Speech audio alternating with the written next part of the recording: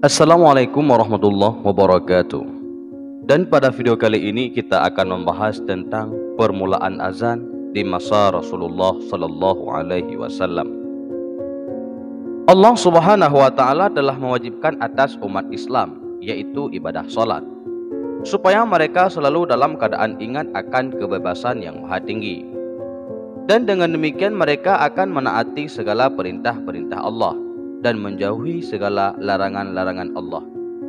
Allah Subhanahu wa Ta'ala telah berfirman dalam Al-Quran yang artinya, sesungguhnya salat itu mencegah perbuatan keji dan mungkar.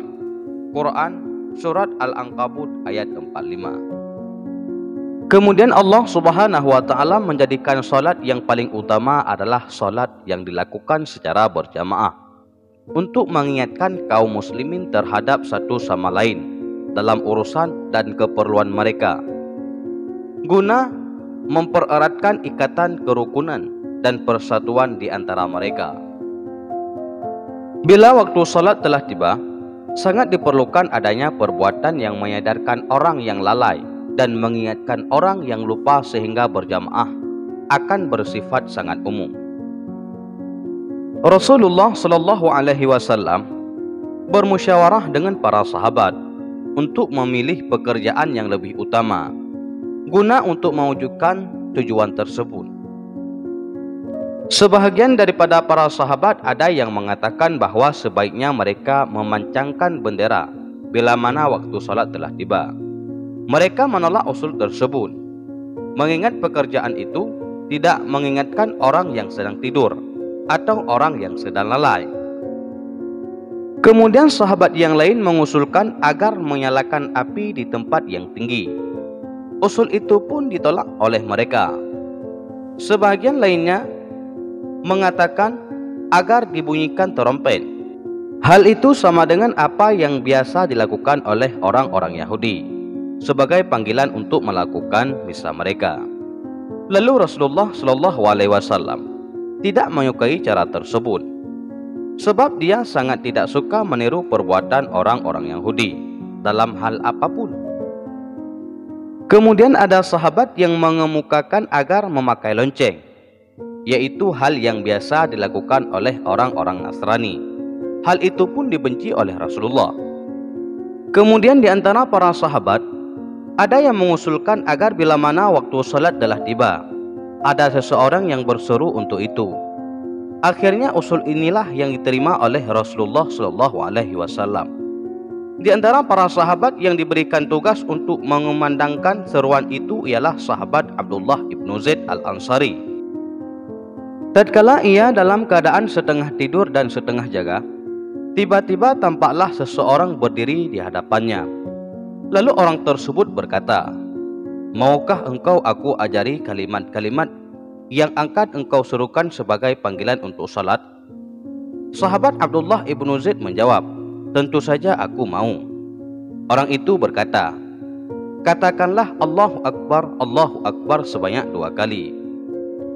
Dan selanjutnya engkau membaca syahadat sebanyak 2 kali. Kemudian katakanlah hayya 'alas shalah 2 kali. Dan katakanlah hayya 'alal falah 2 kali. Kemudian takbirlah kepada Allah sebanyak 2 kali. Dan terakhir katakanlah la ilaha illallah." Ketika sahabat Abdullah ibnu Zaid terjaga, segera ia menghadap Rasulullah Sallallahu Alaihi Wasallam, lalu menceritakan apa yang telah dilihatnya dalam mimpinya itu. Spontan Rasulullah menjawab, "Sungguh hal itu merupakan impian yang benar." Setelah itu Rasulullah bersabda, "Ajarkanlah kalimat tersebut kepada sahabat Bilal, karena ia lebih keras suaranya daripada engkau." Ketika sahabat Bilal sedang menyuruhkan panggilan tersebut, tiba-tiba datanglah sahabat Umar, seraya menyingsingkan kain tersebut, lalu berkata, "Demi Allah, hai Rasulullah, sesungguhnya aku telah memimpikan hal yang serupa.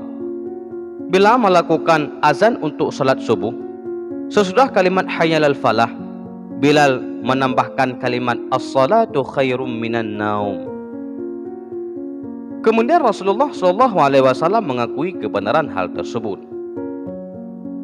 Rasulullah SAW selalu memerintahkan sahabat Bilal pada setiap fajar Ramadan agar menyerukan azan 2 kali. Yang pertama untuk membangunkan orang-orang gunanya melakukan sahur. Yang kedua untuk melakukan salat subuh. Adapun azan untuk salat Jumat pada permulaan yang diserukan bila mana khatib duduk di mimbar. Hal itu berlaku sejak zaman Rasulullah SAW hingga zaman Khalifah Abu Bakar dan Khalifah Umar. Tetapi pada masa pemerintahan Khalifah Uthman dan ketika orang-orang Islam semakin bertambah banyak, ia menambahkan seruan lainnya yang dilakukan di atas Az-Zawra. Demikianlah menurut hadis yang diriwayatkan oleh Imam Bukhari. Dan itulah kisah permulaan azan yang dilakukan pada zaman Rasulullah SAW. Semoga bermanfaat bagi kita semua. Amin, amin ya rabbal alamin. Assalamualaikum warahmatullahi wabarakatuh.